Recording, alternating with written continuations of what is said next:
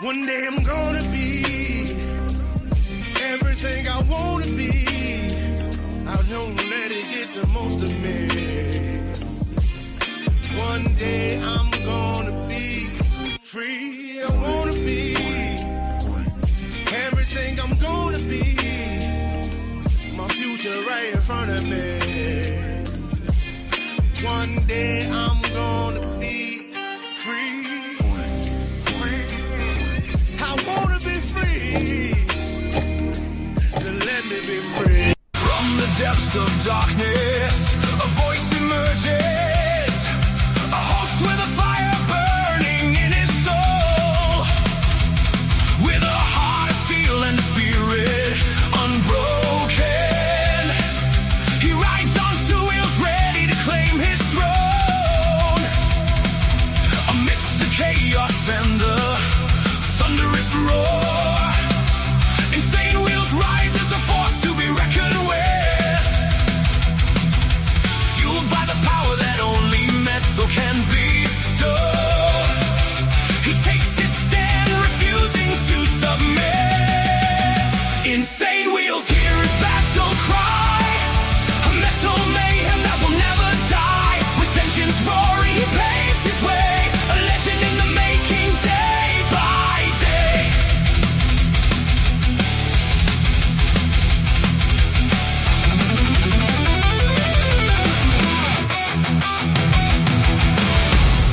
Man, every single day do we always have a lot to get through. Let's get it. Absolutely. Good morning, ladies and gentlemen. Hopefully everyone's enjoying their Thirsty Thursday morning so far. I definitely know that we are. So look at the title here. Trump claims control over Hormuz, as well as Karoline Leavitt is leaving. She's leaving her position. I'm sure that you guys have heard about it already in the mainstream media. But I also reported all of these things that are going on in the Discord when it was happening. And then we have 2 soldiers killed as well. So let me go ahead and bring up chronologically what we're going to be discussing this morning. First, we're going to see Dr. Carson on Fauci text messages. So Dr. Ben Carson, everybody knows, I guess he has some things to say regarding the whole Dr. Fauci and his text messages. And then we have daycare deaths, child and 2 adults dead at Minnesota business. Why is it always a Minnesota business? Why is it always Minnesota? And it's always some sort of daycare, and they're labeling this a daycare incident. Why is there so much healthcare or childcare up there, daycare and all this stuff? It's a big scam. Anyways, then we have Karoline Leavitt to step down as White House press secretary, as you guys know, as I just reiterated there. Minnesota daycare tragedy police briefing reveals new details on Hopkins Burnsville. I hope I'm saying that correct. But it looks like that they, the officials come out and have some sort of gathering of, press something. So we'll see what they're calling for and what they're saying and what the details are. Then we have Mark Walter sells Lakers for $12.5 billion to Bob Iger and Josh Kushner. What? Let me read this. The Los Angeles Lakers have been sold by Mark Walter for a record-breaking $12 billion, according to ESPN. Bob Iger and Josh Kushner are set to become the new owners as the Lakers enter a new era following the end of LeBron James' era in Los Angeles. And it says more here. Iger is the former CEO of Disney. Wow, didn't know that. Holding that title 2 separate times. He stepped down in March, and Kushner, the younger brother of Ivanka Trump's husband, Jared Kushner, founded Thrive Capital and Oscar Health. The 2 were reportedly interested in being involved with the NBA's upcoming expansion team in Las Vegas before turning their sights to the City of Angels. Interesting. And then there's more information about it, but I'm not going to read it now. We'll get to that when we get to that story. Then we have Luigi Mangione case. A last-minute hearing fuels plea deal speculation. It says here a plea deal could be on the table for Luigi Mangione, who is charged with the 2024 killing of United Healthcare CEO Brian Thompson in New York City. A last-minute hearing in Mangione's federal murder case has been scheduled for this Friday. which is tomorrow, obviously, fueling speculation about a possible deal with the prosecution to avoid a trial. The request for the hearing was made by prosecutors and Maggioni's defense team. The hearing is scheduled for 11 a.m. Friday. Now, I'm assuming they mean Eastern, so 11 a.m. Eastern on Friday. And of course, we'll be following all of this, this whole story, and let you guys know how it ends up. So no need for me to really go further in depth with this, but I will read this. This last minute hearing in the federal case comes just after a judge scheduled jury selection in Maggioni's New York State trial to begin on September 5th. And the jury is supposed to be anonymous as well. We reported that yesterday. Then we have a suspected barricade after shooting at police in Arizona. This was a big deal, actually. It says active barricade situation underway in Glendale. Images may not be suitable for all viewers, it even states. Then we have Trump says U.S. has total control over the Strait of Hormuz. Denied. I don't know, man. It's interesting watching the psychological warfare that goes on with stuff like this. And people say, well, Trump's just delusional and he's got this ego. And that is true. That's very true as well. But also, you got to remember, this is like a psychological warfare thing. And he knows that everything's going to react to whatever Trump says, good or bad.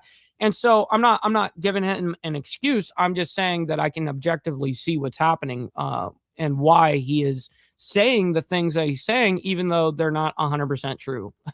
And then we have deadly Fort Hood helicopter crash. I don't know, deadly Fort Hood helicopter crash, killing 2 soldiers in Texas. It says 2 Fort Hood soldiers were killed after an H-64 Apache military helicopter crashed near Salado, Texas on Wednesday, which was obviously yesterday. The crash also sparked a grass fire in the area. According to the Bell County Sheriff's Office on August 12th, around 1:33 p.m., the Sheriff's Office received a 911 call about a helicopter crash. When deputies arrived, they found the crash, which had also sparked a grass fire. And according to the Fort Hood officials, this was an AH-64 Apache helicopter that was based at Fort Hood. 2 soldiers were unfortunately killed in this. And then after that, we have U.S. Marine veteran Robert Gilman arrives in U.S. after release from Russia. Yes, we actually, not yesterday, I think it was the day before. I can't really remember. But nonetheless, we were talking about how there was a United States citizen that was,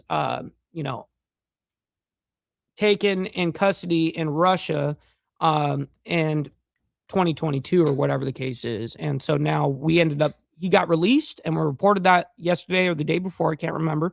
And then now we have the update of him actually being released on the plane. We have video of it, footage, all that good stuff. Then we have Governor DeSantis unveils new flying vehicles. Well, we have flying vehicles already. I think we call them planes, airplanes, jets. You know what I mean? But yes, there is. It looks like some sort of new transportation that Governor DeSantis is trying to propose and show everybody. So we've got that for you guys as well. All right, quickly, before we get into the madness, let's do our call to actions, and then we'll go ahead and get into the craziness this morning. Make sure you guys hit that like button, double tap that screen if you guys are on the vertical side. I very much appreciate it, and it's free to do so. You know what else is free is hitting that subscribe button. That's what we do Monday through Friday. And then, of course, we have members only on Saturday morning, man. It's a good time. Speaking of members, please consider becoming a member starting only at $4.99 a month, making sure we're not breaking the bank out there with anybody. But check it out. This is what allows us to be on these airwaves, as well as have these lights on. So thank you guys for becoming members and staying members. A little side note here, make sure you guys follow my Instagram at BallValveTV, where I post everything behind the scenes of not only my life, but as well as the show, Millennial Food Time, breaking news, all that good shit. Politics, a great way to get a hold of me one-on-one. And, of course, if you guys want to join the Discord where we break not only breaking news minute by minute, but all of us in the IWF hang out in there, go in the video description down below, and that's where you're going to find that invite link for the Discord. And last but not least, all super chats, super stickers, gifted memberships, and membership signups are, of course, all going to be presented live and shouted out onto the show. But if you guys like to skip that YouTube 30% brutal cut that they take from your hard-earned cash, we have these platforms that are scrolling around the screen at any time. You can donate to those, where I get 100% of the proceeds. And, of course, we'll read out loud anything that comes our way just like a normal super chat. So I've got my email. We're always going to be scanning. All right, good morning to everyone, man. We got Connie Vanguard coming in this morning for the first comment. And Motobomb Virginia, always appreciate both you guys over there from the coffee crew. Thank you guys for the raid as well. We always appreciate your guys' support, man. We got Vanguard Critters as well, man. Good morning to you. We got Mr. Al Patterson, and he says, I just joined a strike team heading to Big Sur to fight the timber fire. Wow, dude, that is fucking awesome. And thank you for doing some shit like that. It's awesome. Good shit. We got Virginia Chaos in the building as well. Good morning to you, kind sir. We got Gary as well as Beezer and KP. Good morning to you guys, man. We got Brother So Loud from the Boondocks. The crazy boondocks of North Carolina. Good morning to you. We got AU as well. We got Mr. Jack Talcott. Blessings, and hopefully that you're enjoying your Thirsty Thursday morning so far. Charlie Rose, good morning to you as well.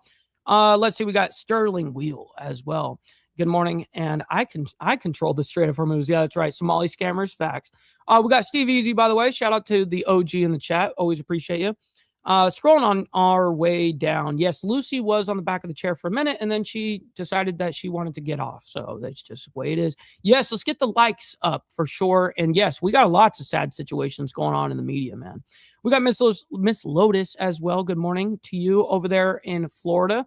We got DA saying, hey, now from Boston. Shout out to Boston, by the way. Good morning. And yeah, don't do that, by the way, Virginia Chaos. Definitely don't do that. We got Steve Posey as well. Good morning. All right, let's go ahead and get into the craziness this morning. We're going to go ahead and start it off with Dr. Ben Carson on Fauci text messages. It's a very quick little update. I'm not really sure what this is, but we're going to find out together. Before I let you go, I did have one final question as we've been following this headline here throughout the week as well. Dr. Anthony Fauci privately raised a theoretical risk of first trimester miscarriage tied to reactions from COVID-19 mRNA vaccines, but then publicly said thousands of vaccinated pregnant women had shown, quote, no red flags. And Republican lawmakers shared these newly released text messages from Fauci's government-issued phone that show the contrast. Well, I want to see it. Hi, Tony and Rochella. I don't know how to say that fucking name, but let me move this comment. Let's see if we can actually read any of this. For pregnant women considering getting the vaccine, are you aware of any data of theoretical reason why vaccination or vaccinating early versus late in pregnancy would be preferred? And any sense of when there will be more robust data on vaccine risks in pregnant women? I've been telling pregnant women that there hasn't been evidence of concerning adverse outcomes in the, unfortunately, it's so, in the trials though, so it's hard to read because it's so tiny and it's kind of blurry to me. The number of pregnant subjects was likely have been limited. I figure we have many who are the healthcare workforce who is getting vaccinated, so presume who will be tracking outcome. Thanks, Vivek. That's coming, or sending it to Vivek. What is his name again? Between his private discussion and this. Oh, this is a whole different Vivek. This is Dr. Vivek Murthy. Later public reassurance. Now, the messages do not show that officials had found an increased miscarriage. Damn. And then here comes the other responses from Fauci to and from who's talking. Dr. Walensky is talking with Dr. Fauci in the blue, and Dr. Fauci's in the green.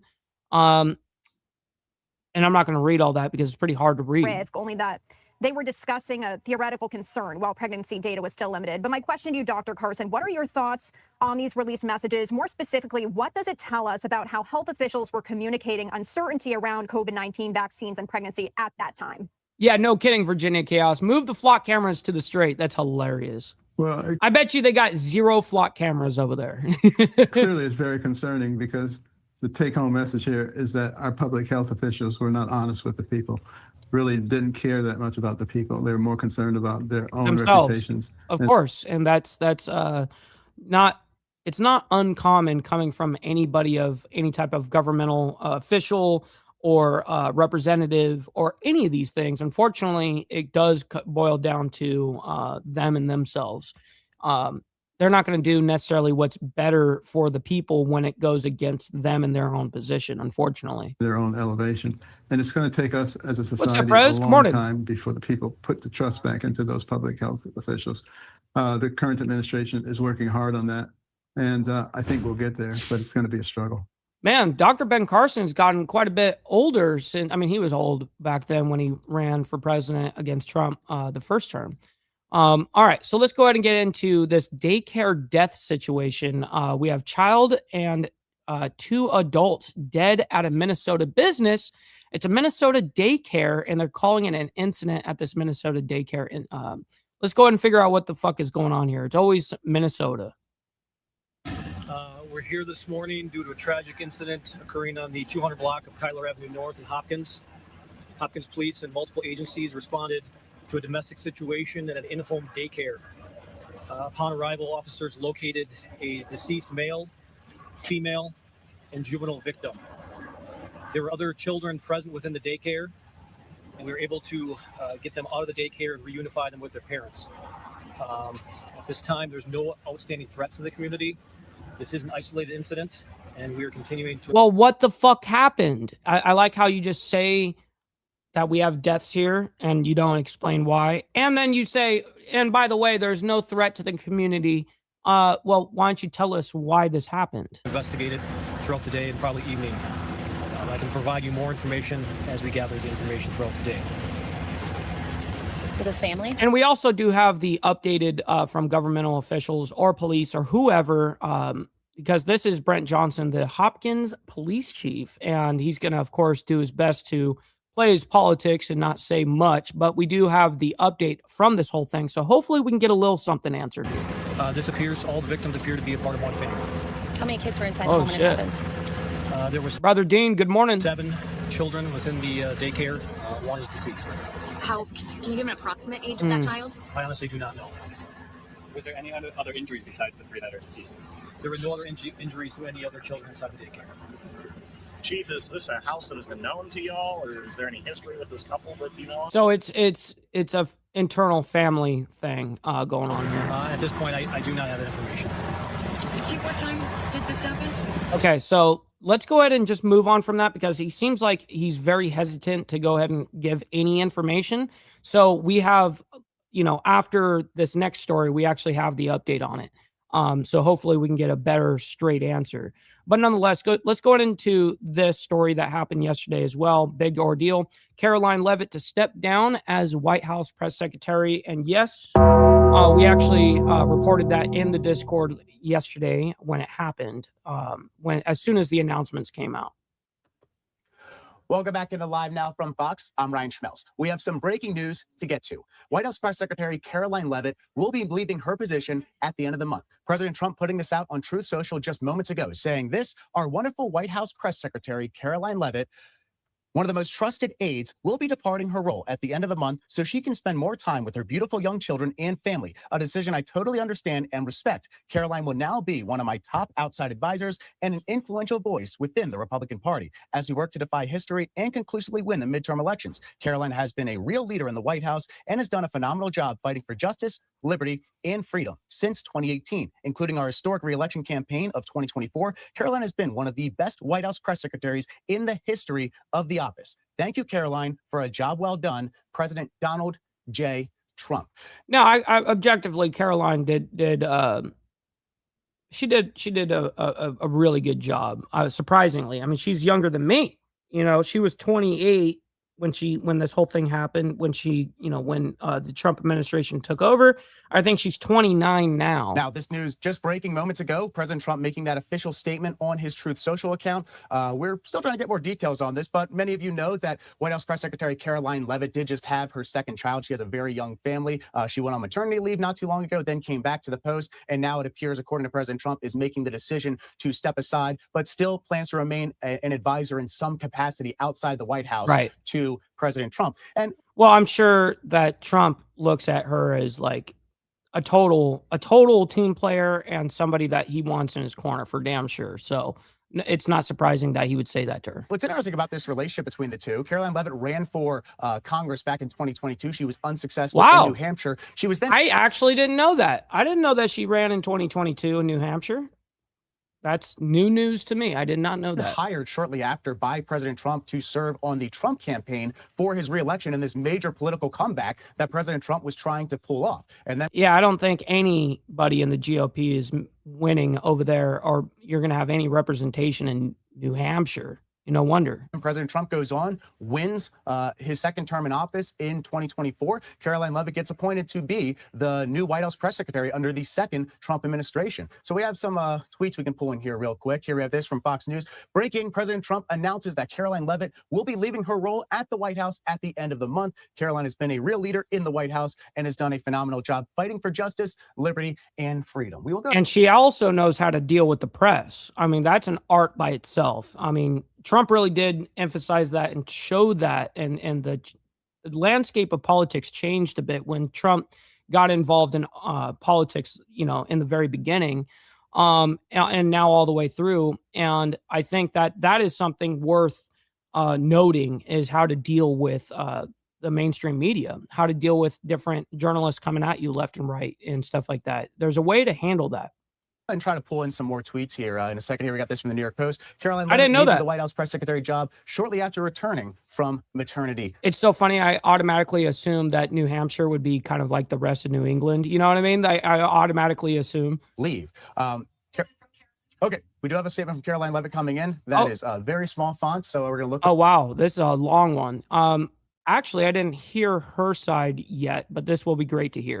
I'll see if I can read this. All right, here we go. Here's the official statement from Karoline Leavitt saying this: serving as the White House press secretary over the past year and a half has been the honor and adventure of a lifetime. I am incredibly grateful to President Trump for granting me so many extraordinary opportunities, such as working in the West Wing and spending countless hours in the Oval Office, flying around the world and meeting foreign leaders, and traveling across our beautiful country and meeting Americans from all walks of life. Most of all, I am thankful to the president for entrusting me with the distinct privilege of what's up, sick bastard? Good morning. Speaking on his behalf at the White House podium. I have spoken with great pride about the many historic accomplishments of this administration, and I have relished holding the liberal media accountable and ensuring the American people hear the truth about President Trump's successes, being a mother and welcoming a new baby while working in one of the most demanding jobs. Well, and actually 2 babies, right? In the world has been the most rewarding yet challenging season of my life, to say the least. The truth is, since returning to the White House after the birth of my daughter, I have felt in my heart that I cannot be the best mom to my 2 young children, deserving while devoting the constant time, energy, and attention required of the White House press secretary. And that is why I have ultimately made the bittersweet decision to depart the White House and embark on a new chapter in my life. President Trump has asked me to continue serving as a top advisor to him on the outside, and I will always remain a vocal advocate for MAGA and the Republican Party. Our country is facing an existential threat from an increasingly extremist Democratic Party that seeks to destroy everything great about America, and I believe it is incumbent upon all of us who care about this country to fight back against that threat. My fight is entering a new phase, but it is far from over. Thank you again to the President, the First Lady, and the entire Trump family for your kindness and generosity over the years. Thank you to our amazing Chief of Staff, Susie Wiles, for empowering me since the day she hired me on the campaign, and to the President's cabinet, my staff, colleagues, and friends at the White House who work so hard on behalf of our nation. It has been a privilege to serve alongside so many accomplished and impressive people, and I look forward to cheering them on over the next 2.5 years. And of course, thank you most especially to my loving and supportive husband and family for the sacrifices they made for me to serve in this role.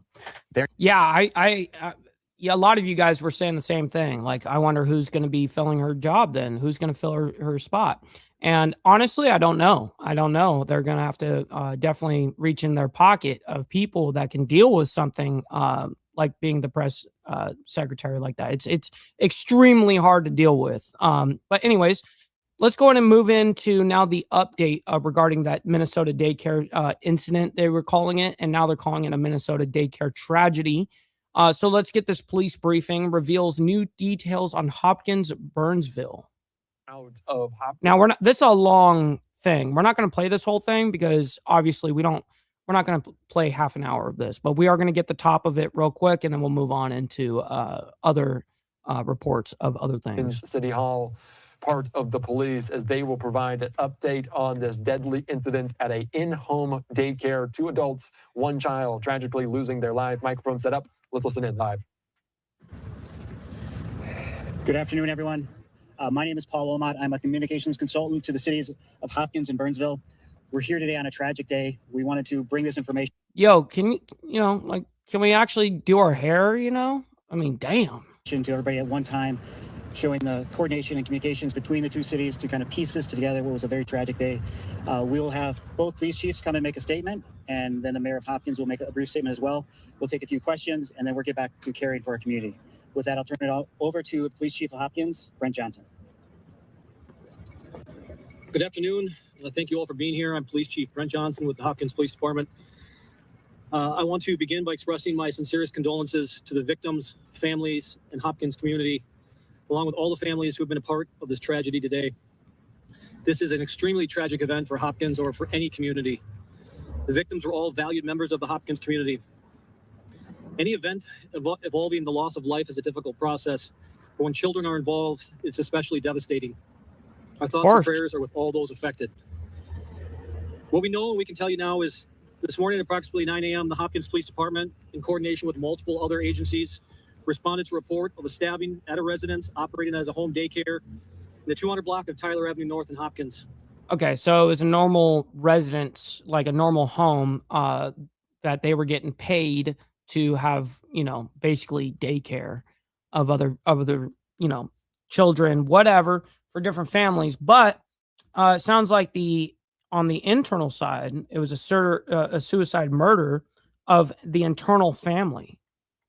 I mean, why? I wonder what got the guy, or I'm assuming is the guy that killed, you know, ended up doing all the killing. I wonder what happened. Like, what sparked it? Upon arrival, officers located a deceased 41-year-old male with a self-inflicted gunshot wound and a deceased 41-year-old female and 7-year-old female victim with stab wounds. They were all members of the same family. 6 other children at that time were present in the daycare, and they were all safely evacuated and physically unharmed and swiftly reunited with their families. At this time, there are no outstanding. And he shanked. He didn't use a firearm. I must have missed it, unless you happen to know more about the story. Suspects and no ongoing threat to the public. At this time, the medical examiner has not released the names of the victims involved. They need to wait for pending family notification, and we expect that information to be available in the coming days. Again, this remains an active investigation, and the Hennepin County Sheriff's Office Crime What's up, Pablo? Good morning to you. Happy Thirsty Thursday. Good morning. Good morning. Lab is up there currently processing the scene. Again, I want to thank the many officers and agencies who responded and assisted on the scene to continue this investigation. As a part of the cooperation and communication between public safety departments, a link was made today to another tragedy down in Burnsville. Burnsville Police Chief Matt Smith will discuss that link in a moment. So there's a whole different situation going on simultaneously. But before I turn it over, I just want to again express that our entire community is grieving the loss unnecessarily due to domestic violence. Hopkins is an extremely close-knit community, and we all mourn together. Please take care of your neighbors, families, and friends, and give your loved ones a hug when you go home tonight. Thank you. Oh, wow. Pablo. Yeah, absolutely. I'll definitely have a word with the man upstairs. Absolutely. God bless you for sure. I am Burnsville Police Chief Matt Smith. I want to thank you for coming today and thank the public safety team from Hopkins for their cooperation, coordination, and communication with us over the past few hours. We believe tragedies in our two cities are linked, and I want to talk through the timeline in Burnsville. So they think both these situations that apparently happened are linked. At approximately 12:23 p.m. today, Burnsville police were dispatched to a report of a stabbing in a home near Maple Island Road and Joplin Avenue. Upon arrival, officers found one deceased individual. We believe it is a close family relative of the suspect in Hopkins. The deceased was a female, age 78. The suspect, we believe, had been recently 78 living in that residence in Burnsville. Based on work between our officers and investigators with the Hopkins Police Department, we believe this tragedy and the tragedy in Hopkins are linked. We do not believe there's an ongoing threat to the community. So I'm assuming they think it's 100% related to the family, like a internal family issue, or what? But why would there be two separate incidences like this? Our thoughts and prayers go out to the neighbors, friends, and family of those affected by this today. Like, unless the person, whoever did the stabbing, kills, that one person, then goes to the next house down the street or whatever. and then does more stabbings. The medical examiner has not released the name of the victim pending family notification. We expect that information to be available in the coming days. Fuck. This remains an active investigation. Wow, Steve. We join the Burnsville and Hopkins communities in mourning these losses of life. When tragedies like these happen, they affect entire communities. I ask that we focus on our care and concern for each other. Lean on your family, friends, and neighbors over the coming days. What's up, Warlener? Good morning. I encourage residents to spend time acknowledging this loss and ensuring we care for each other. We will continue our investigation in coordination with the Hopkins Police Department. We now turn our care and concern for the community. Okay, so now they're going to bring somebody else up, I'm assuming. And then, well, they actually bring the chief back up. It looks like there was going to be somebody coming up. It was going to be this guy, but all right, let's go ahead and move on from this. We can't, that was a very long report there. Or briefing. So let's go ahead and get into now. Mark Walter sells Lakers for $12.5 billion to Bob Iger and Josh Kushner. All right. And by the way, every single story that we present here on Insane Wheels, we try our damnedest to follow the story. If anything, any developments happen after we present something, we try our best to follow it and then, of course, present it back to you guys. So anyways, now let's get into this quickly. Time in less than a year, the Los Angeles Lakers are being sold as Mark Walters moving this historic NBA franchise to a group led by Josh Kushner, the brother of Jared Kushner, and Disney CEO Bob Iger. The price tag on this sale, $12.5 billion. As Josh Kushner and Bob Iger agreed to purchase the Lakers from Mark Walter for more than $12 billion, the largest sale in U.S. sports history. And this reportedly came together very, very quickly. Let's be joined here on live now from Fox, the founder and CEO of the Sporting Tribune, friend of the program, Arash Markazi. Arash, thank you so much for joining us. Could you imagine having $12 billion to just like willy-nilly throw, oh, let me just own a team because it's a status symbol, you know what I mean? People saw this coming. What was the initial reaction for you when you saw the Lakers were sold again? Totally shocked, Andy. I mean, I thought, when sometimes you're on social media and you see a story that's like 12 months old or something like that, like these things don't happen. When a franchise like the Los Angeles Lakers gets sold, that's it. Like they're sold for an extended period of time. Usually. So the fact that, to your point, they've been sold twice in a calendar year is shocking. The fact that they got sold the first time for $10 billion was a huge price tag. And then now 1 year. Yes, it would be 1,000 million. That's what that would be. Later, $12.5 billion. No one saw this coming. No one thought the Lakers were for sale. Again, Mark Walters owns both the Dodgers and the Lakers. The Dodgers currently, as far as we know, not for sale. But the Lakers, they are sold again. So just a shocking day for sure. And the ownership in sports and NBA franchises matters. People in Los Angeles, they know that. They've seen what happened with the Clippers. Does this change anything on the court for the Lakers? Not in the short term. I think there's going to be no transactional changes in terms of the head coach or the players or things like that. But to your point, Andy, there was the comfort level with Mark Walter owning the Lakers after the success he had with the Dodgers. Again, the Dodgers are the reigning back-to-back World Series champions. They're the favorites to win 3 in a row. So there was a comfort level like, okay, like we know Mark Walter. We know the track record of success. There's a proof of concept there. With this new tandem of Kushner and Bob Iger, we don't know. Again, they have a lot of money, obviously, $12.5 billion to buy the team. What we don't know is how that's going to relate to them. And he used to be what, the CEO? Well, not the CEO. He owned Disney for a small while, right? A couple times. Running a successful professional sports something weird team. like Time that. will tell. Actually, I have it down here where I can read it. Let's just do that. Let's go and bring it down. Says Bob Iger and Josh Kushner are set to become the new owners as the Lakers enter a new era following the end of LeBron James era in Los Angeles.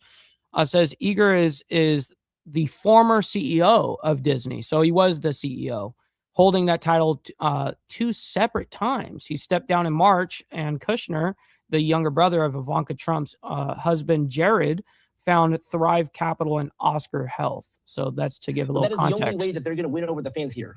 And we know Mark Walter, he's kind of a businessman. This transitions more to a Southern California connection. Bob Iger, Disney CEO 2 times over, and Josh Kushner, no stranger to being a part of NBA franchises. He's owned parts of the Memphis Grizzlies and the Miami Heat. He'll have to divest in those shares. But this feels like a group that's not necessarily a business. This feels like they could want to win, correct? No, 100%. And again, the reason that this came about is they had teamed up. We knew this much, that they had teamed up to buy the expansion franchise in Las Vegas. So they had gone pretty well down that process. That price tag, by the way, is sort of like a subplot to all this. I mean, that number for that expansion franchise in Las Vegas, it is well north of $7 billion. It could be like $8 billion, $9 billion, maybe even $10 billion. So when you that's all crazy numbers, man, for sports, for damn sure. But just like anything else, if you continue the brand, of course, you know, it will only go up in value, especially if it's valued at this point. Okay, so enough of that. Let's go in and at least you guys know that it's happening. Luigi Mangione case, last minute hearing fuels a plea deal speculation. Okay, let's just go ahead and get right into it then. But first, you know what we haven't done? We haven't embraced our fuck ups. Let's just go ahead and do that first of all. Don't beat yourself up over past mistakes.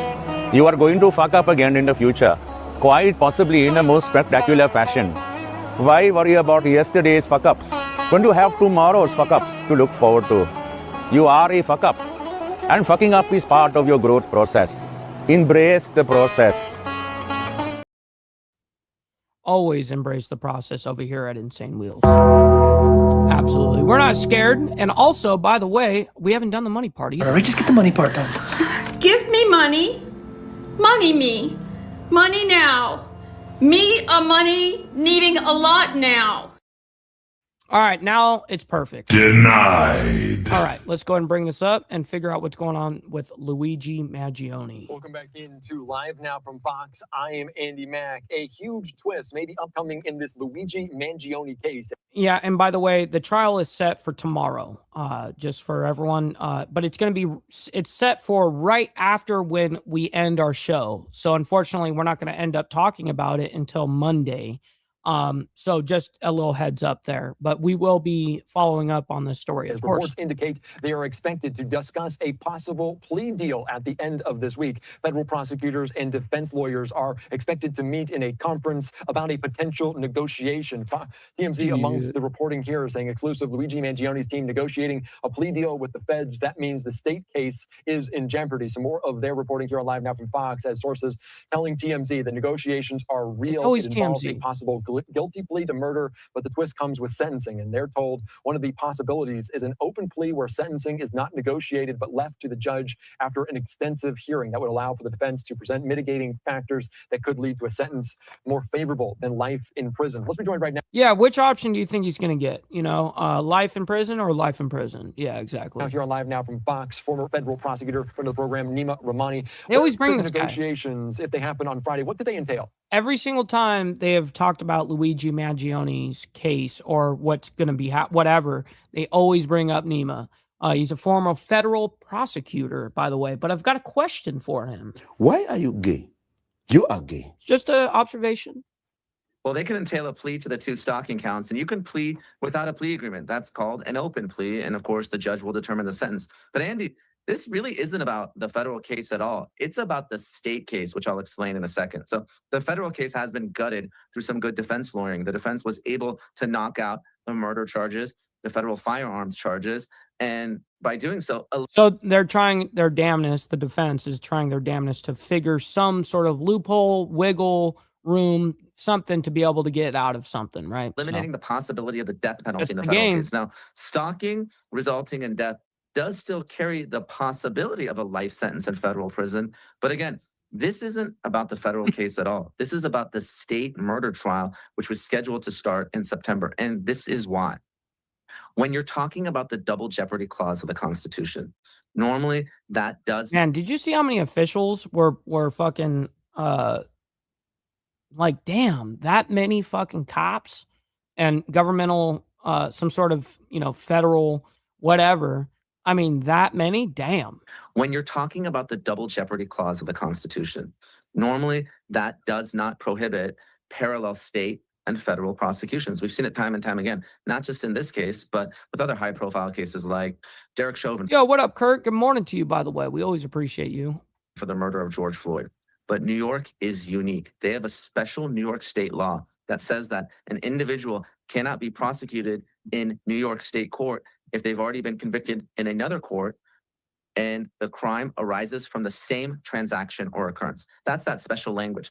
So it's possible here the defense is trying to plead in federal court and argue that the federal stalking is the same transaction or occurrence as the state murder charge, in which case the state case could be blocked by double jeopardy. It could potentially go away. What? So this could be negotiated as a global resolution. Always some The U.S. bullshit. Attorney's Office with the Manhattan DA, or it could be negotiated on its own, and the defense may be trying to walk this path to plead guilty to federal charges and do federal time, which is always preferred to state time. Federal facilities are a lot nicer, and try to knock out those state charges. So it may be very clever lawyering here, Andy. And this is all on the timeline as jury selection. So, of course, now, as you guys know, the jury selection process was announced the beginning of this week, something like that, maybe Tuesday.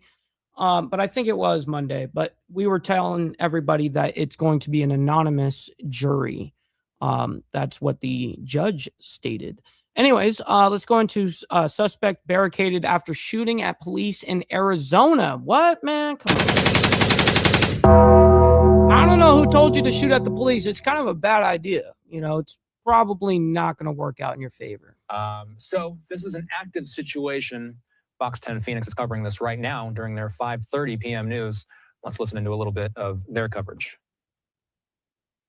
They got a bulldozer going through that bitch right now? Holy shit. Join us on Look the at air this. at What? 5:30. This is 76th and Orangewood in Glendale. We've been following this. The SWAT team is on scene for a barricaded suspect that's been firing at police. And we've seen the SWAT vehicles go ram into the front It's a of nice this home. fucking house. Also in the back as well. You can see that brick wall across the back is knocked down, and they're staging all around this home. People nearby are being told to shelter in place. They've got this claw mechanism, basically a tractor that has gone up that you see in the foreground there, that black vehicle.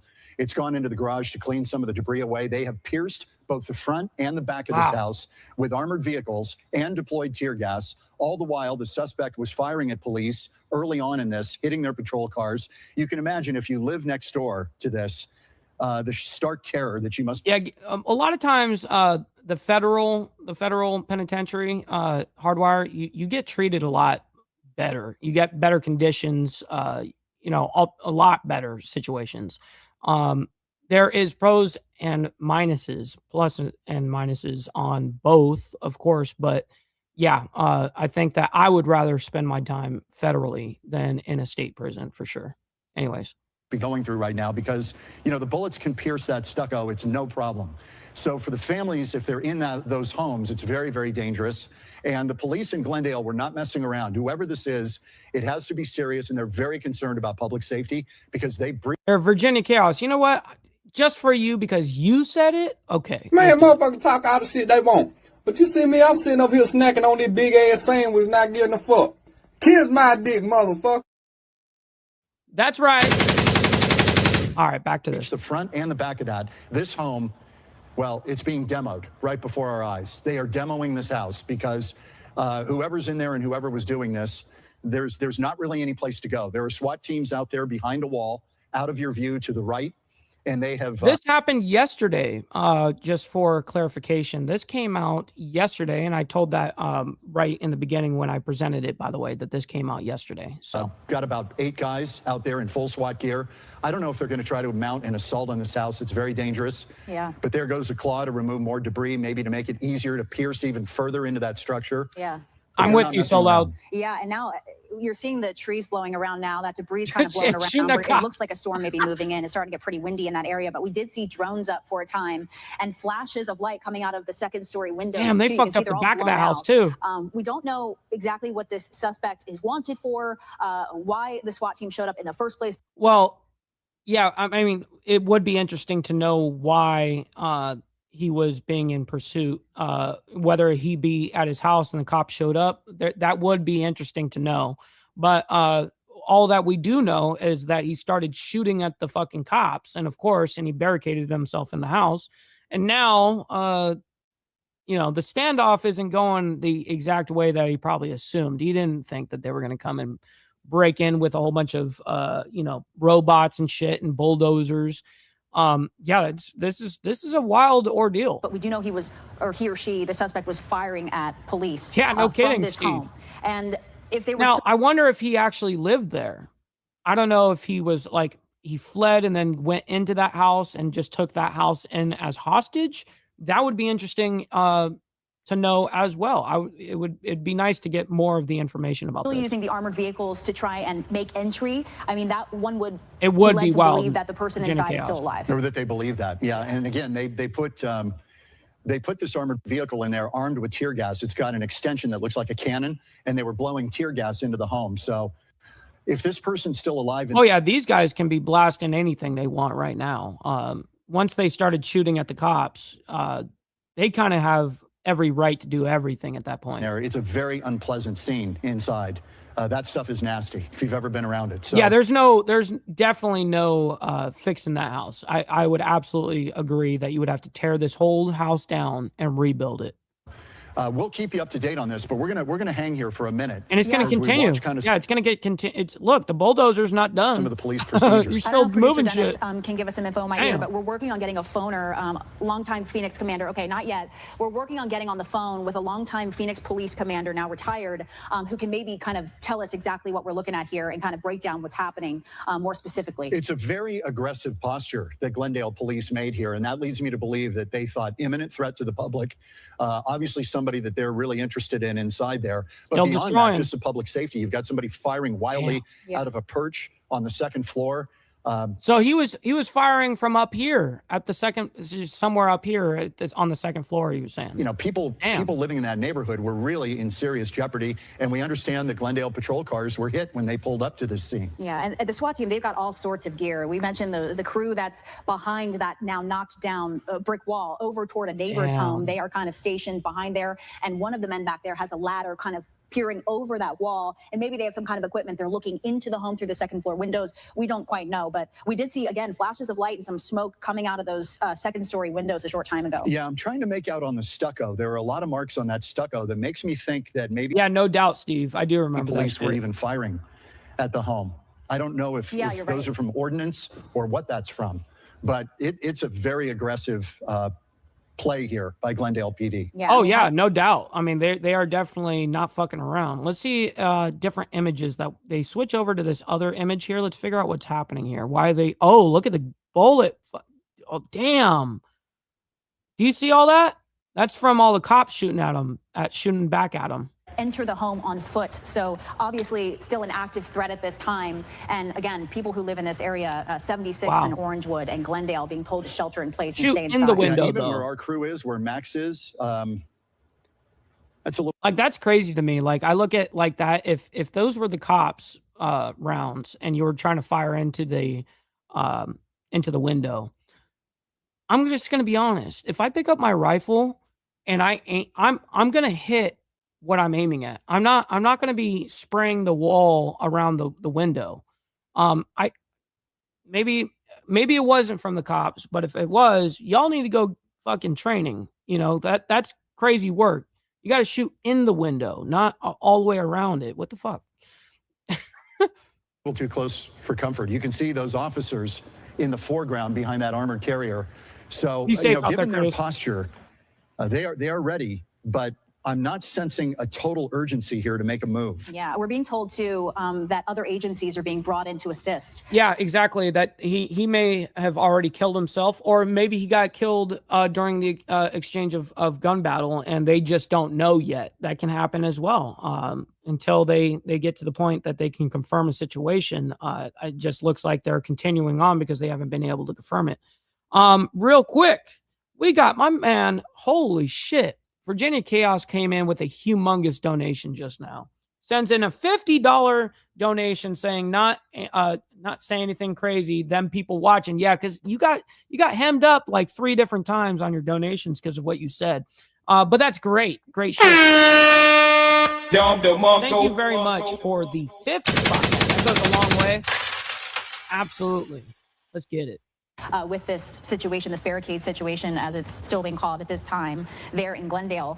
John, we've seen several situations like this, SWAT standoffs, things like that, barricades. We've seen them. I've never seen one like this where the SWAT vehicles are ramming the house so severely. Yeah, again, it tells me that there's an urgency to try to neutralize the person inside. They're worried about public safety. And we don't know what this person may be involved in, who's in that house. It could be a very serious crime. But to start ramming the house and going in, they were hell-bent on neutralizing what they consider a serious threat to the public. Yeah, we don't really know how. Yeah, I mean, if the guy, because I was assuming, you know, this is what you get for assuming. I was assuming that he was perched up like how they were explaining it. They literally said perched up on the second floor, shooting out the window. So I'm thinking, okay, well, you can hit that motherfucker right there. But yeah, if he starts evading back into the house during exchange of gunfire and they miss the first few shots or whatever the case is, yeah, and that would make sense to, you know, spray fucking, you know, green tip 5.56 or whatever through the stucco or whatever to spray him down for sure. No doubt. So anyways, let's go ahead and see if there's any update on this. It doesn't look like it. It just looks like it's just going to continue for a bit. And unfortunately, we don't have any other update on that story right now, which is unfortunate. I'd really like that, but we don't. So anyways, let's get into, for right now, Trump says U.S. has total control over the Strait of Hormuz. Denied. Well, I asked you guys in the chat. There is a poll going on right now. Make sure you guys answer the poll. Do you think that the United States is in control of the Strait of Hormuz? Yes or no? Let me know. Oh, and also, I'm not sharing this fucking screen yet for you guys. I thought I was. Here we go. In Westfall, let's talk about the Middle East. U.S. forces remain at the ready in the Middle East. These photos, posted by CENTCOM in recent days, show troops patrolling the skies and enforcing the blockade against Iran, among other things. We'll roll through these in a couple minutes here. Reuters is reporting that Iran and the United States remain at a standstill over efforts to end their war. A senior Iranian source telling the outlet there's been no progress in talks to revive the interim deal that was agreed to between Iran and the U.S. back in June. President Trump posting on social media today, quote, "The USA has total control over the Strait of Hormuz. I think we will keep it. Our naval blockade is being called by everyone a wall of steel, and there is nothing Iran can do about it. They have no navy. They have no air force. Their remaining soldiers are unpaid. The IRGC is decimated and fleeing, and their leadership is uncertain at best. They have no money. Their country is shot. All they have is fake news and 300% inflation and getting worse. Iran." Which Trump is correct on that, but they also are still alive. They're still surviving, and they're still, the IRGC is still a thing there. That is, that's all they need to do. The United States, unfortunately, we're in a position where we need an all-out win, like whether they concede with their nuclear program and you know, the Strait of Hormuz goes back to the way it was, which that's a huge W if that were to happen. But let's be realistic. Is that going to happen? No, I don't think so. As long as the IRGC is in play, we're going to be watching kind of the same rigmarole. Unfortunately, we got ourselves in a pickle. And I've said that many of times during this whole thing. I was telling people, I was saying, I hope to God that we don't go to war with Iran, because we already know what's going to happen. They've been making the same threat for 48 years now that they were going to shut down the strait if the United States ever attacked them. That's always been since conception. And I've always said this. I've reiterated this a million times, that missiles, of course, grab headlines, but tanker routes move economies, and that's what matters. Real quick, we got Virginia Chaos coming in with the 5 spot saying, Trump smoking that good stuff. Well, hey, man, at least he's on that good shit. You know what I mean? Appreciate the 5 spot, by the way. Let's start. Absolutely. Appreciate that. Let's go. It's all talk and no action. The bully of the Middle East no longer. Praise be to Allah, President Donald Trump said earlier today on social media. Live look at the White House as we speak. It's roughly 9:40 in the nation's capital. Let's check in with Professor Alon Burstein. He's here with us. Alon, I wanted to ask about some big picture ideas that are going to tell us what trajectory these negotiations and what trajectory this war is on right now. Tehran says that there are no ceasefire extension talks. I also read that Pakistan says that the June framework can still be extended. Also reading that the 60-day window is running out on Monday. So Alon, how likely is it that the next chapter in this war will be diplomatic instead of kinetic?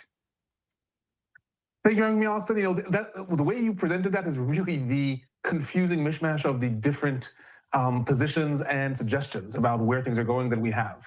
On the one hand, we have Pakistan putting out a statement just today saying that there is a chance that the ceasefire will be extended. And this came out last night, I believe. Let me see.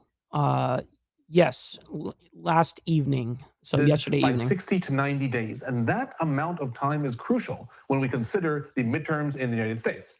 If there were such a ceasefire for 90 days that would bring a pause to the mutual siege that's going on in Hormuz and lower gas prices and jumpstart the economy or breathe new life into where things have slowed down in the U.S. economy, that would obviously be something that Trump would be interested in. So Pakistan. So the question, real quick, before he continues about what Pakistan was talking about yesterday, or actually it would be the day before.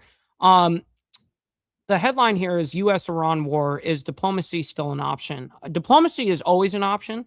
It's always on the table. Anything can happen at any time, for sure.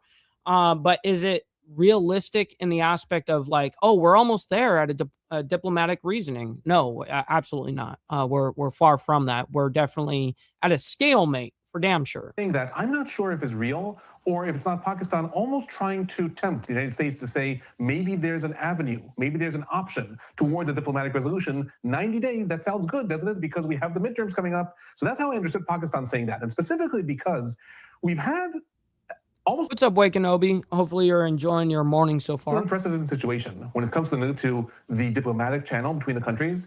And that is the United States has repeatedly said that negotiations are ongoing. And they're ongoing. Oh, they cut him off. Said negotiations are happening with Iran directly.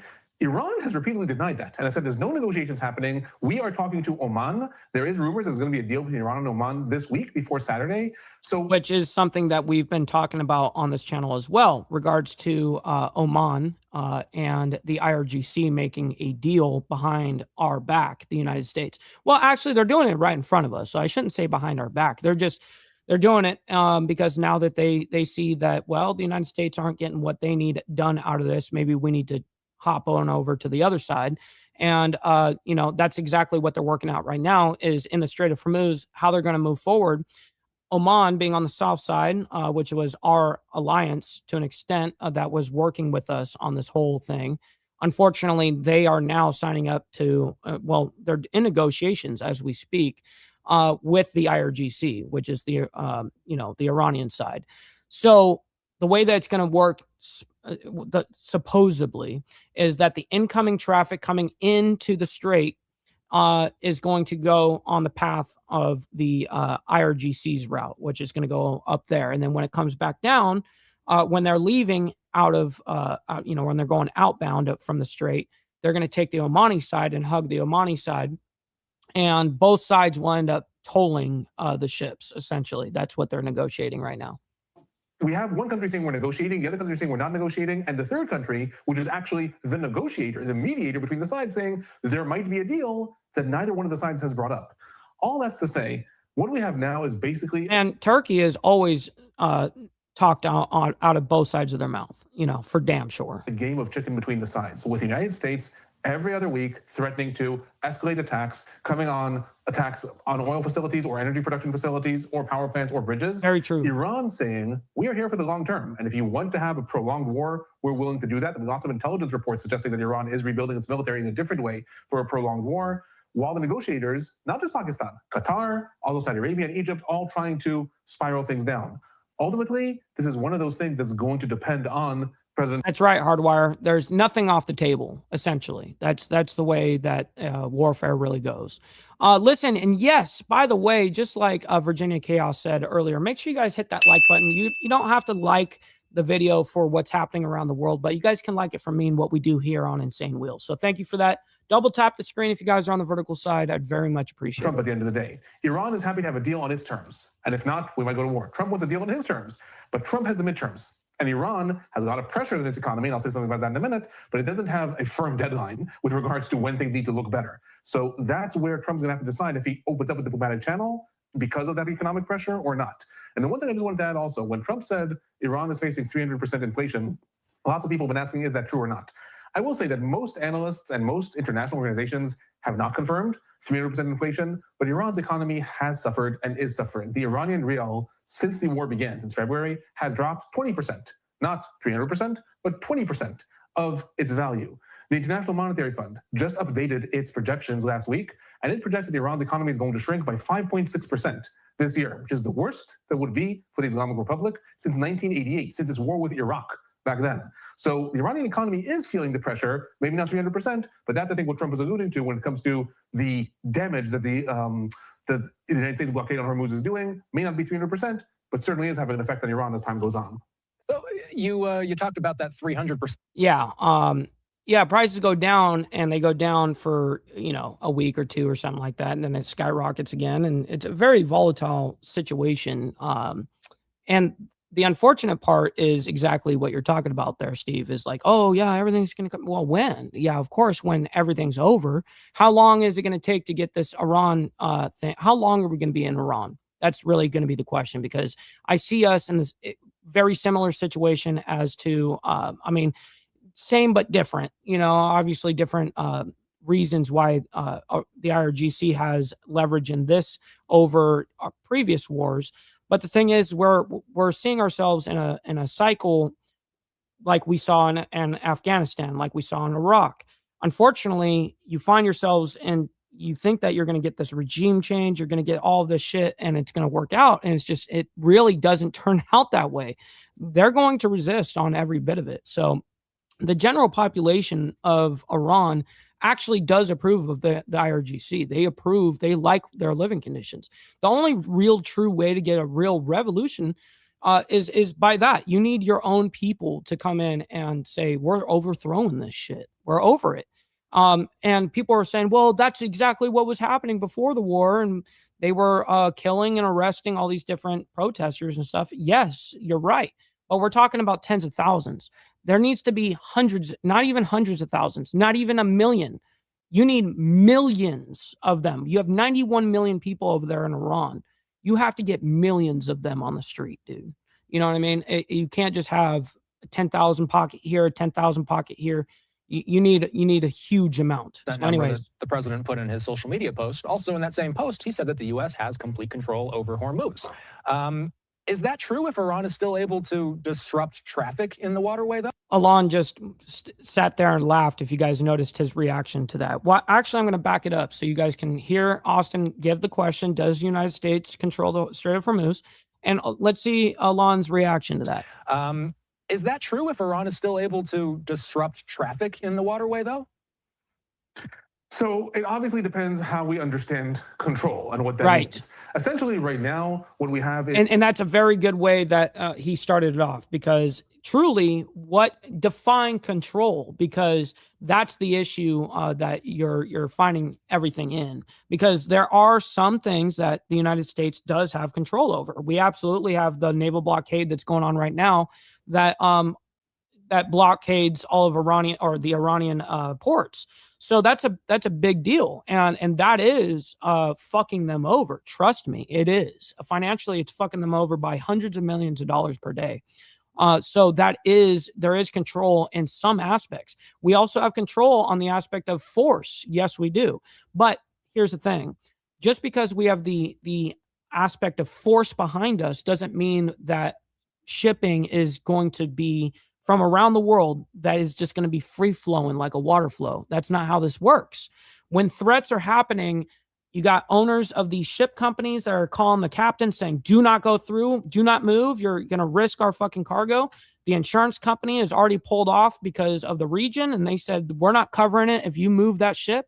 There's all sorts of, a threat is easier with this whole situation to shut down the flow than it is to enforce it to stay open. Enforcing the strait to stay open takes 1,000 times more, if not even more than that, to be able to enforce it to be open, because you have to get all these shipping companies and the insurance companies as well that are insuring the cargo to get on board and say, okay, we're going to insure it. Everything's good. It's near impossible when they're working off of a threat. The IRGC, they're working off a threat, and once in a while they send in a drone or two and hit a ship, and that again is another way of enforcing what they want, because you make an example out of these different ships it's like, hey, now ship owners are going, no, we're not going to move. Is something that started already 3-4 months ago, which is each side is blocking the strait, saying you're not going to be allowed to do business. Right? The Strait of Hormuz is this choke point here. It's a very, very narrow point.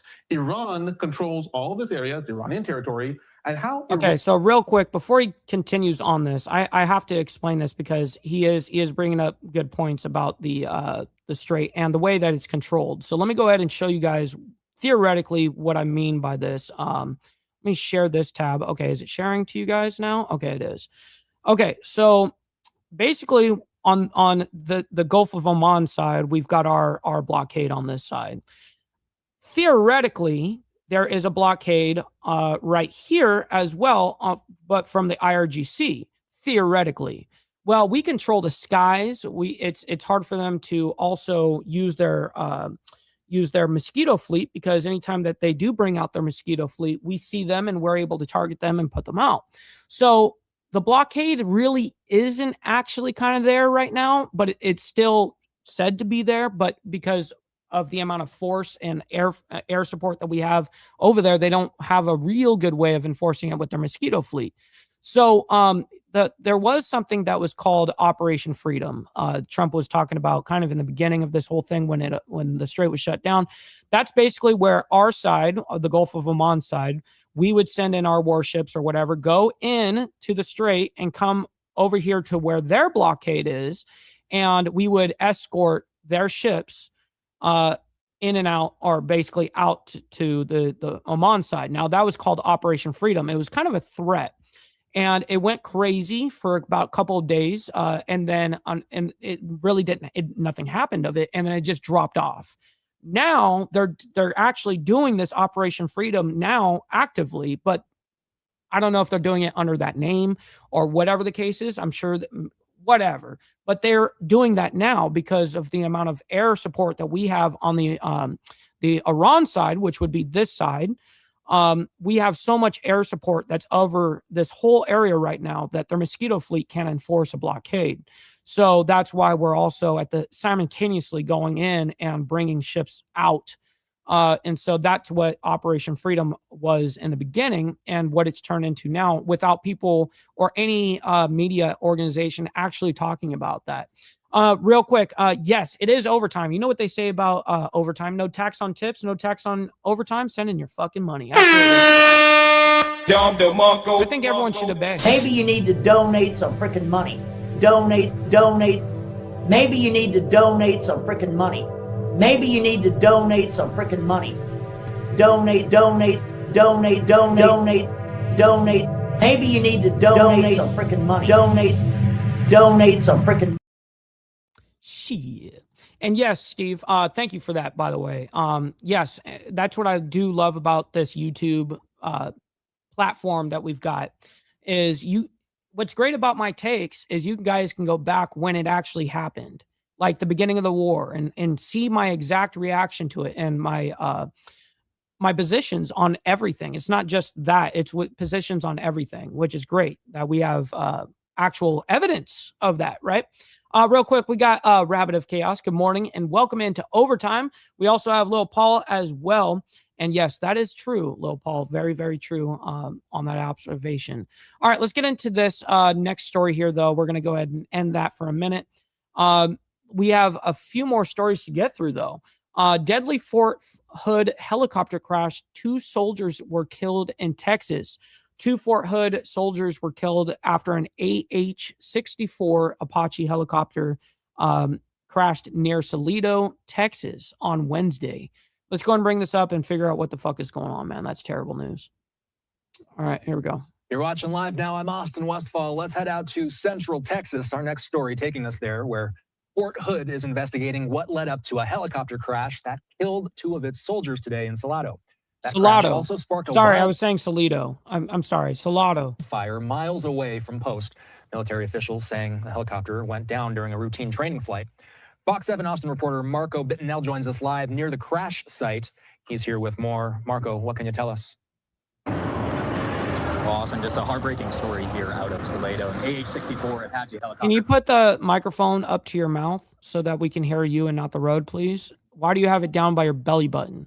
crashing down just west here of I-35, leaving 2 service members dead and sparking a wildfire that has now spanned over 100 acres. So it's just around 1:30 this afternoon that the Bell County Sheriff's Office began receiving reports of that crash that happened along FM 2843.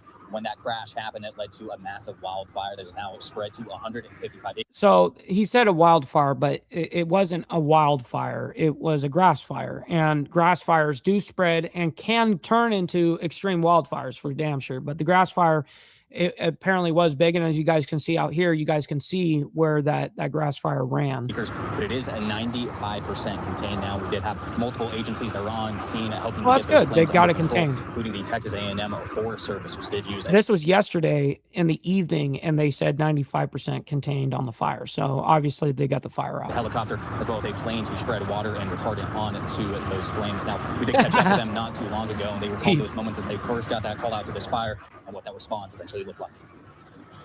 We got the call at about 2:20 p.m. today. We already had resources staffing in the McGregor office, as well as strategically placed TIFMA strike teams. We got here within about less than 2 hours, about an hour and a half usually. And then we work in unified command with locals, specifically the Salado Fire Department. We are turning it over back to the locals, but we will have resources on scene today, tonight, and over the next few days to make sure that this fire hasn't jumped our Central lines. Texas.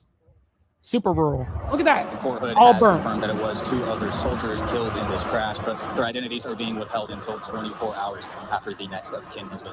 Yeah, that's kind of the policy in the regards to their identities.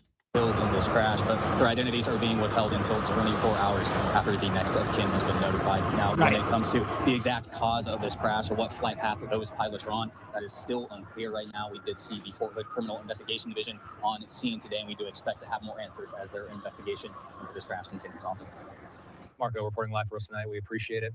By the way, Greg, there's other Abbott updates here. Saying on social media today, an Apache helicopter crashed in Bell County This is the governor for Texas, by the way. during Fort Hood operations, killing 2 members of our military. Join Cecilia and me in prayer for their families and the entire Fort Hood community. Texas is forever indebted to those who serve our state and nation. There was also a very quick update. Public information officer out there giving an update on the crash. Wanted to make sure we got this on air. This is short. Received a 911 call in south of Salado regarding a helicopter crash. The Bell County Sheriff's Office responded to this call, noted a helicopter crash and a large fire. In addition to that, the Texas Department of Public Safety has responded to this call as well, including the Fort Hood Criminal Investigation Division, because it appeared to be a military aircraft. Fort Hood CID arrived on scene and confirmed that it was an Apache. Michael Tice, the Justice of Peace for Precinct 2 of Bell County, pronounced 2 decedents at 2:30 this afternoon. Damn. There's a large fire as a result of this helicopter crash. Hell yeah, VC. Thank you for hitting that like button, my man. And also, all of you guys that haven't liked the video yet, please do. You don't have to like it for sad situations like this, but you guys can like it for Insane Wheels, what we do here. So thank you for that. At this time, I don't know how much has been contained, but it is a large amount of fire, and we don't know if any structures have been affected. We do know people have been evacuated. They on the top of this report, they said 95% of the now this could have been earlier from that time frame from that report, but by the time that the very first guy was reporting on this, he said it was 95% contained of the fire, in which means that they got it out. So. The Emergency Service District number 1, which is the Salado Fire Department, the East Side Fire Department in Bell County, the West Side Fire Department in Bell County, and the Gerald Fire Department out of Williamson County have all responded to this, and we thank them for their help. At this time, I'll take any questions that you have. I'm going to give you guys a fun little nugget of information. I know this sounds counterintuitive, but if you guys ever end up having a grass fire and it starts getting out of control, and let's say that you don't have enough fire extinguishers or whatever, you go out there with a big blower. You know what I mean? Like a leaf blower. Go out there with a leaf blower and push it back into itself. Don't push it more into obviously but you're able to make a wall with it. And believe it or not, blowers actually put out grass fires. And I learned that from J.R. Bowling. That's a fireman right there. He's been a captain for how many years? 20 years, 21 years. And he was like, yeah, I always have a blower on the truck. You know what I mean? Like, he's like, yeah, we use them all the time for grass fires. I'm like, what? You know what I mean? And once he explained it to me, I was like, oh, now I get it, That there's 2 people that are killed on. Why is it so quiet? Oh, the guy's asking questions. The question was that I confirmed that there are 2 people that were killed on board. And the question is, can I confirm if there's anybody else on board? I know that all I can sit there and say is that 2 people. Yeah, unless you get charged. If you got video, if they got video of you doing that on Ring, man, that they may go for you, legally. Were pronounced deceased. Okay. Any other further questions regarding anybody else that may have been on board? I'm going to defer to the Criminal Investigation Division of Fort Hood. Well, do we know where the helicopter was headed? I do not know.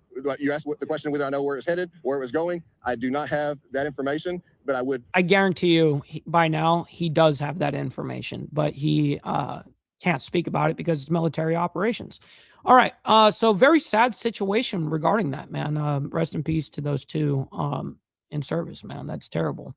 Happened right there in Texas too, out of all places. It wasn't like you were in the Middle East.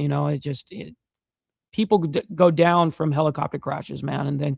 And I've been in many of helicopters, and it's always kind of been in the back of my head because truly helicopters are dangerous, man. They are fucking radical. And I've watched enough helicopter crashes to have a respectable fear of it, But again, that doesn't stop me from getting in them. I'll still do it, if I trust the pilot. But anyways, U.S. Marine veteran Robert Gilman arrives in U.S. after release from Russia. Now, in the beginning of the week, we talked about this American prisoner that was in Russia since 2022 under the Biden administration. He got imprisoned over there in Russia.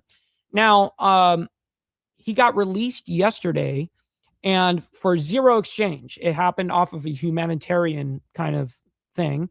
And there was no exchange on the United States side to make this happen. So we actually have video of him from last night. I think he's actually on the plane sometime in this video. This is a quick little, only 2 minutes long. But getting new footage from the White House. They just sent this out tonight, Matt, just a few moments ago. Within the hour, they sent out this video showing Marine veteran Robert Gilman back on American soil following his release from Russian custody. They attached to this video here, they attached a social media post saying, welcome home, Robert. After more than 4 years detained in Russia, American citizen Robert Gilman is finally back on U.S. soil. Thanks to the Trump administration, another American is safely home where he belongs. God bless Robert Gilman and God bless America. So this short video was just put out. Kind of shows some video on board the plane. That's him right there. It's my first time seeing this. That was my first time too. U.S. citizen. You see the slate there. So they put out like a 30-second video just showing that he's back on U.S. soil and in our custody. For the White House. So it's looping back to the beginning now. So Gilman is a U.S. citizen. He was arrested on January 17th, 2022 in Russia. He was sentenced to a total of 10 years in prison, and then he was freed on humanitarian. I wonder what he got imprisoned over there for and how he found himself over there. I just, I always am interested in the backstory. Grounds on Tuesday after 1,666 days in prison, according to Fox News. Like, did he get scooped up over there in Ukraine or something like that? And then now he was in a Russian prison. What happened? President Trump said Gilman would land at Andrews Air Force Base, so we're assuming that's where this video was taken. He kicked a cop. Oh, shit. That'd be crazy if that was true. Said he had one request, a great cheeseburger when he lands. We'll have to do some follow-up to see if that cheeseburger did it. Yeah, that's hilarious, bro. The mainstream media, the way they handle these stories. All right, let's go ahead and move on into Governor DeSantis unveils a new flying vehicles. Now, I think we already have flying vehicles. We call them jets, we call them planes and shit like that. But hey, I guess there is also something that DeSantis wanted to present to everybody. Real quick, we got Mr. Steiny saying good morning. Good morning to you, kind sir. Hopefully you're enjoying the morning. Let's go ahead and bring this story up, and we'll get onto it right now. 3, 2, 1. Bam. Ron DeSantis. And that's just coming out, by the way, a couple hours ago. Says the state is working to introduce electric air taxis by the end of this year, offering electric air taxis. Oh, hell no. Potential new way to get around the busy I-4 corridor, which we were just talking about, helicopters and I wonder what the safety difference would be. Runs adjacent to the theme park. So if you've visited the Sunshine State, you may have gotten stuck in some traffic around there. The Florida Department of Transportation is now working on the infrastructure needed to support the technology, and the first phase will be focusing on Central Florida. Joining us now, is Florida Governor Ron DeSantis. Governor, thank you so much for taking the time to join us this morning. Good morning. All right. Well, you said a few days ago at a press conference that Florida is turning this somewhat of a dream. AVC, we very much appreciate you, and thank you for your kind donations this morning. I very much appreciate it. It goes a long way, man. It allows us to do what we're doing, so I really do appreciate that. Into a reality by creating these electric taxis. What do you see as the biggest opportunity for this technology in Florida, maybe even more specifically in areas like Orlando or Tampa? Well, first, I just think back as a kid, I remember watching Back to the Future, and you do it, they do the tile, this stuff, and then at the end, you think it's going to be over, and then Doc Brown comes, it's like, Marty, we need to go back. Oh, wow. There's other issues. Oh, you weren't even joking. He says it's true. He was drunk. He assaulted a police officer, and they gave him 10 years for it. Wow. Holy shit, so loud. That's crazy. I thought you were making a joke. That's fucking crazy. And so he pulls out of the driveway, and Marty says, Doc, there's not enough road to get to 88 miles an hour.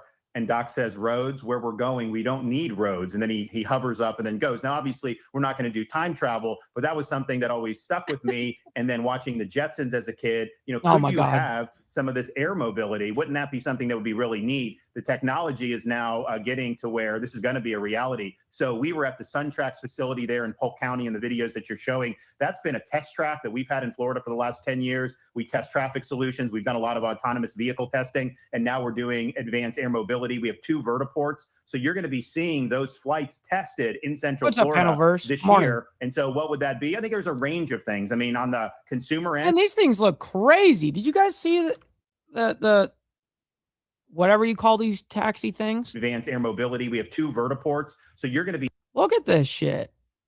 What the fuck? Seeing those flights tested in Central Florida this year. It's like a super high-end helicopter drone thing. And so what would that be? I think there's a range of things. I mean, on the. And they're electric. Like I'm going to be honest. I wouldn't trust anything electric in the air. I don't trust electric cars. Think I'm going to get an electric fucking that thing? Hell no. Consumer end, it's possible that you have those that would be consumer personal vehicles that would be able to fly. I think probably more likely that you'll see soon is it'll be like an air taxi. So if you're in Tampa Airport and you want to go to Disney World or Universal, you could drive on I-4, and we've made that better than it was because we've expanded the lanes and we're doing more, but it's still not the best roadway to drive. And you would be able to go up, lift off in the middle of a city vertiport, and then land someplace even in an. And there's going to be a lot of people that actually want to utilize this and whatever, man. Like, hey, that's we all got free will. Urban area because it's clean, it's quiet because of the EV, and it's got a range of about 100 miles. So I think it's something that is just scratching the surface of what it could be. But our view is in Florida, we want to be on the forefront of the innovation. We've got this great. Yeah, I'm always kind of interested, and on the drones and stuff like that. I mean, I also have a drone. And I am a fan of them for what a drone is, but like it's different context when we're talking about like people getting in them and being transported by them, or whatever the case is. Like I like making videos with my drones. Great infrastructure. We have some of the best companies in the world that are testing this stuff. And I'm glad that Florida was selected by USDOT to be one of a few states that are the advanced air mobility leaders. You mentioned something, Governor, that these could be in the skies by the end of this year. And I just want to reference again this post that we just had up that you had shared to social media, speaking about SunTrax, which is this research and testing facility in Polk County.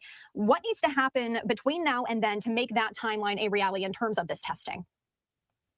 I think honestly, it's tracking that, they've been doing test flights in other areas as well. I think we would love to see, the first commercial flight that would actually taxi real people by the end of the year. Clearly, you're going to see test flights. I don't think that's going to be an issue. But it's interesting because you show that and you show the picture of the SunTrax.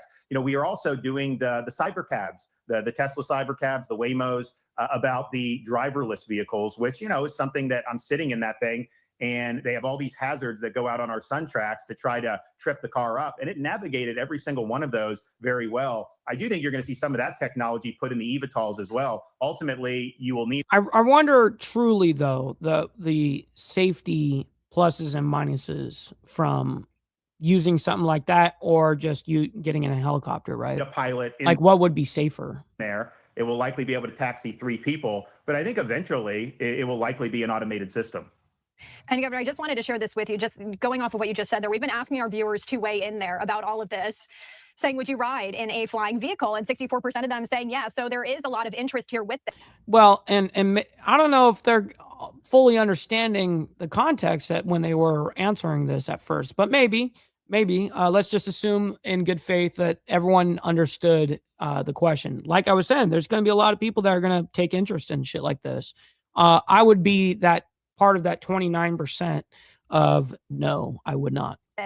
But, we'd have to imagine that some people may have concerns about safety, right? And the state is preparing to test security screening, air traffic control, and aircraft themselves. But what are the biggest safety questions you want answered during this testing phase? Thank you, Christy. Well, that's part of the reason we have SunTrack. So we want to make sure that as these technologies come online, that they're safe. The whole point of getting from A to B is that you actually arrive to B safely. And we'd rather not.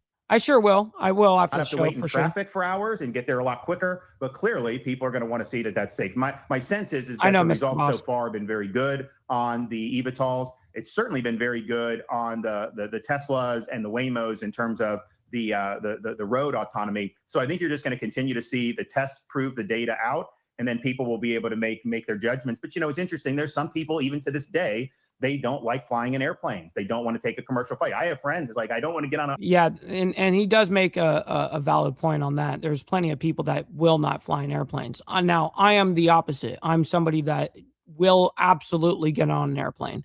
I prefer getting on an airplane. Like if I have to drive longer than like 6 hours or 5 hours or whatever. Yeah. I'm more interested in getting on a plane. I'm going to get on a plane, which, I respect people's views on what they want to do, but statistically, flying on a commercial plane is much safer than getting in your car and driving 4 or 5. Which he's absolutely correct. The stats absolutely do show that traveling in a plane is one of the safest ways of transportation. Hours. It is not even close. I think you'll probably see that the results are going to be similar here. And clearly, if this is not something that's going to be able to be done. But see, that same number wouldn't reflect with helicopters, though. That's why I was saying I've always, I like helicopters. I've been on many of actual rides from Long Beach, California to Catalina Island and back and forth. I've done all of those things multiple times. But the risk, I believe, is much higher in helicopters. I don't know the actual number, but that's what the original discussion kind of stemmed from. And then we got into these flying vehicle drone things. Totally wild, man. Totally wild. But nonetheless, I do hope that it comes out safe and it's one of the safest ways of transportation. But I just look at it as another kind of like helicopter thing. But anyways, listen, I can't thank each and every single one of you guys enough, especially to the members for allowing me to do this Monday through Friday. And then, of course, Saturday morning for members only. Listen, we're going to be back here, obviously, tomorrow morning for more of the World's Madness. Until then, God bless everyone. We'll see you guys here tomorrow morning. And be safe out there. Much love. From the depths of darkness, a voice emerges, a host with a fire.